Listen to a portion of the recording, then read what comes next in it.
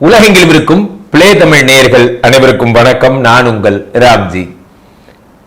வருகின்ற சனிப்பெயர்ச்சி மார்ச் 29ஆம் தேதி நடக்கவிருக்கின்ற சனிப்பெயர்ச்சி பலன்களைத்தான் நாம் இப்பொழுது பார்க்கவிருக்கிறோம்.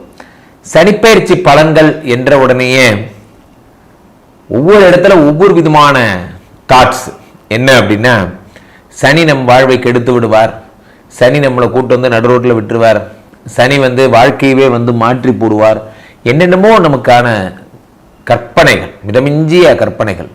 சனி என்னமோ கெடுப்பதற்காகவே இருக்கின்ற கடவுளை போலவும், நம்ம சனியினால் பாதிக்கப்படுற சாதாரண பாமர மக்கள் மாதிரியும் நமக்கு ஒரு நினைப்பு. அப்படிலாம் ஒன்றும் இல்லை.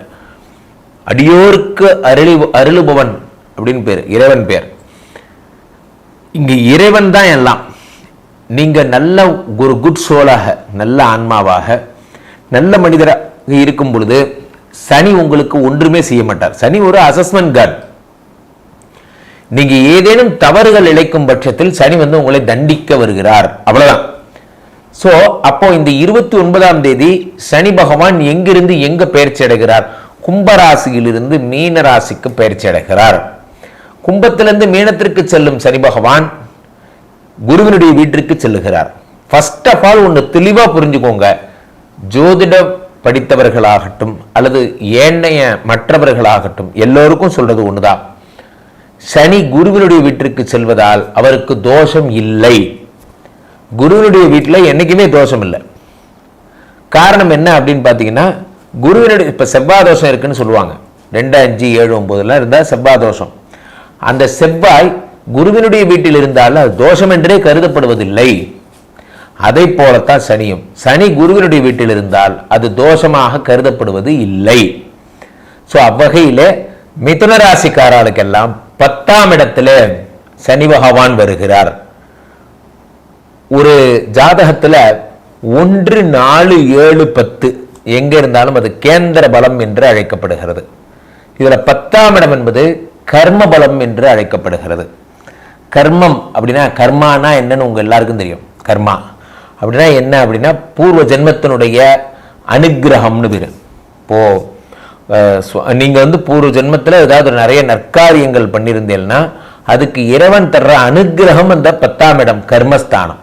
அந்த கர்மஸ்தானத்திலே சனி பகவான் வரும் பொழுது 10லே ஒரு பாவி இருந்தால் அரசனை போல் யோகம் உண்டு.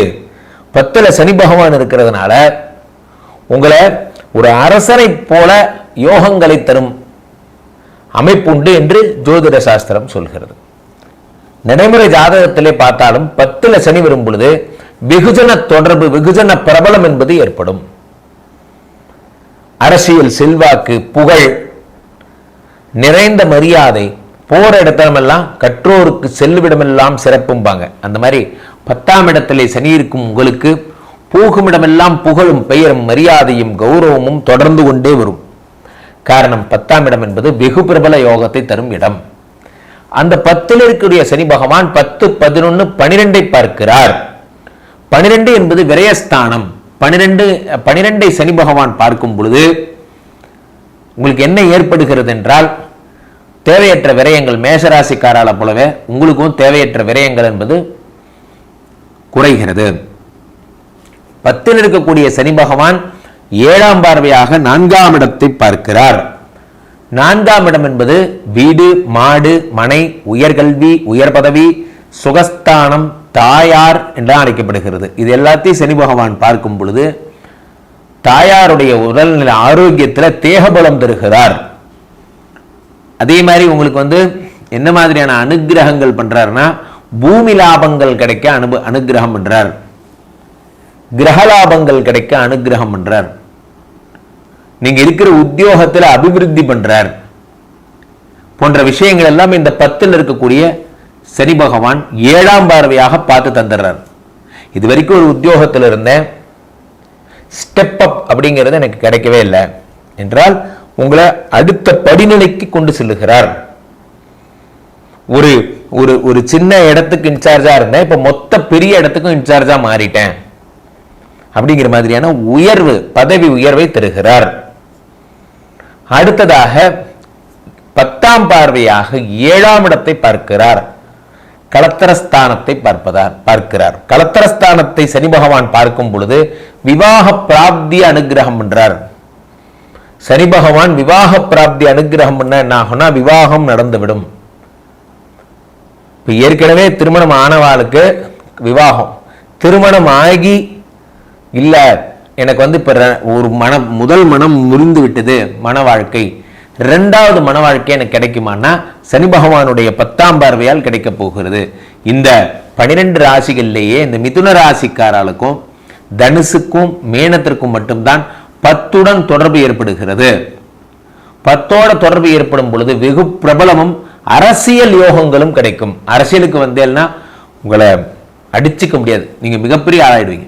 காரணம் அரசியல்ல பெரும்புகழ், பவர்னு சொல்ற அதிகாரம் கிடைக்கும். உங்களுக்கு தெரியாத ஆளே கிடையாது, பிராண்ட் ஆயிடுறீங்க.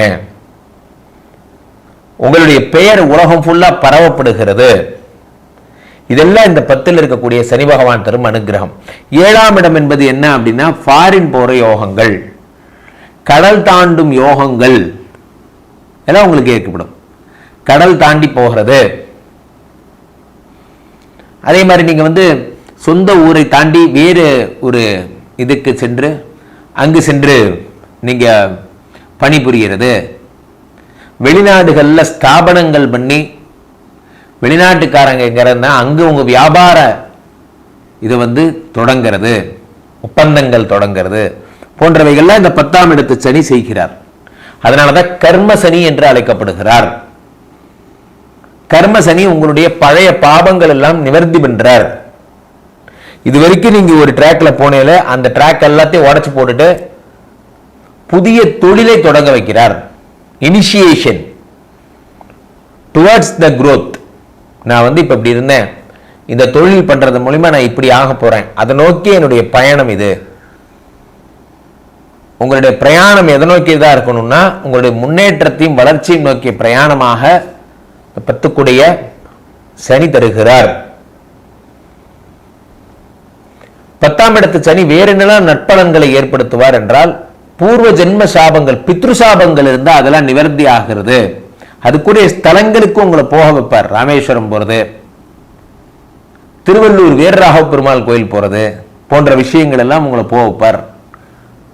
பழைய கர்மங்கள் எல்லாம் உங்களுக்கு நிவர்த்தி பண்றார். கர்ம நிவர்த்தின்னு பேரு. அப்ப 10 சனி எப்படி அந்த சனியை வழிபட்டு என்னோட தொழிலை தொடங்கலாம். சனிக்குரிய மந்திரங்கள்லாம் நிறைய இருக்கு, சனிக்குரிய சூக்தங்கள் இருக்கு, காயத்ரி இருக்கு, சனிக்குரிய கவச்சம் இருக்கு. அதெல்லாம் நீங்க பிரேயர் பண்ணணும். கீழே போயிட்டு இருக்க இந்த 2 நம்பரை கூப்பிடுங்க. உங்களுடைய சொந்த ஜாதகத்தை புக் பண்ணி பார்த்துக் கொள்ளுங்கள். உலக புகழ் வாய்ந்த நமது ஸ்ரீமடத்திலே தினசரி நடக்கின்ற விஷ்ணுமாயா ஹோமங்களில் கலந்து கொள்ளுங்கள். மீண்டும் ஒரு நல்ல பதிவில் சந்திப்போம். நன்றி, வணக்கம்.